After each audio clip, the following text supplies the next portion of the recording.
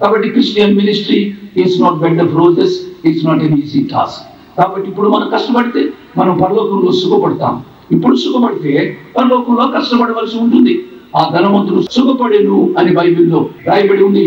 లాజరు కష్టపడును దరిద్రుడిగా, లాజరు కష్టపడిను, ఏ day Hess come, ఒక రోజు వచ్చింది, లాజరు సుఖపడ్డాడు. కనుక భూలోకంలో విషయాలు తారుమారయ్యాయి. లాజరు భూలోకంలో కష్టపడ్డాడు, పరలోకంలో సుఖపడ్డాడు. ధనవంతుడు భూలోకంలో సుఖపడ్డాడు, పరలోకంలో కష్టపడ్డాడు. కాబట్టి కొంత అననుకూలత ప్రభువు కొరకు ఏ చిన్న శ్రమ తీసుకున్నా, ప్రియ విశ్వాసులారా నేను మనవి చేస్తున్నా, ఏ చిన్న శ్రమ తీసుకున్నా ప్రభుని కొరకు you must think and consider it is a privilege for you. దేవునికి ఇది దేవుడిచ్చిన భాగ్యము. అందుకనే కీర్తనకారుడు 119వ కీర్తనలో ఒక మాట అంటాడు, విశ్వాసత కలిగిన వాడవై నన్ను శ్రమలకు లోను చేసితివి. అవును, బై హిస్ ఫెయిత్ఫుల్నెస్. కాబట్టి ఆయన విశ్వాసత ద్వారా దేవుడు మనను శ్రమలోనికి ఆయన తీసుకుని వెళ్తూ ఉండవచ్చు. ఎందుకు చేతనగా నీ కట్టడలను నేర్చుకున్నట్లుగా నాకు శ్రమ పొందియుట నాకు మేలాయను. దేవుడి నామానికి స్తోత్రం. ఆయన కట్టడలు మనం నేర్చుకోవాలి అనగా అనుభవంలోనికి రావాలి అని ప్రభు పేరిట నేను మనవి చేస్తున్నాను. వాక్యం వింటున్నాం, ఎన్నో సంవత్సరాల నుంచి వాక్యం వింటున్నాం, ఎన్నో సంవత్సరాల నుంచి మనం ఆత్మీయంగా మనం జీవిస్తున్నాం. కానీ మనం సంఘానికి వచ్చినప్పుడు, మనం కూడికలకు వచ్చినప్పుడు ఏ హృదయంతో మనం దేవుడి దగ్గరికి వస్తున్నాం అనేది ఆలోచించాలి. ఒక సర్వే చేశారండి.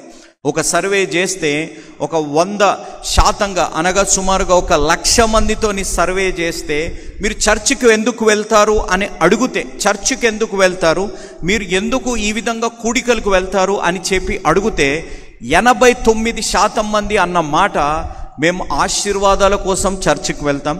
మేము కానీ ఆ రోజు చర్చికి వెళ్ళకపోతే మా జీవితంలో ఆ వారం ఏమి కష్టము జరుగుతుందో అని చెప్పి 89% people they just attend the church for a blessing, లేకపోతే ఆ వీక్ ఏమవుతుందో అనే ఒక ఆలోచనతో వెళ్తారండి. కేవలం 11% పీపుల్ దేవుడి సన్నిధిలో మనం సమయం గడపాలి, దేవుని వాక్యం వినాలి, మన జీవితం అనేకులకు ఒక ఆదర్శంగా ఉండాలి, మన శిరస్సు క్రీస్తు వలె మన జీవితాలు కూడా ఇతరులకు ఆశీర్వాదకరంగా ఉండాలని చెప్పి ఒక సర్వే చేస్తే కేవలం 11% మందే ఆ విధంగా ఉన్నారండి. ఈరోజు మనం ఏ పర్సెంటేజ్లో ఉన్నాం?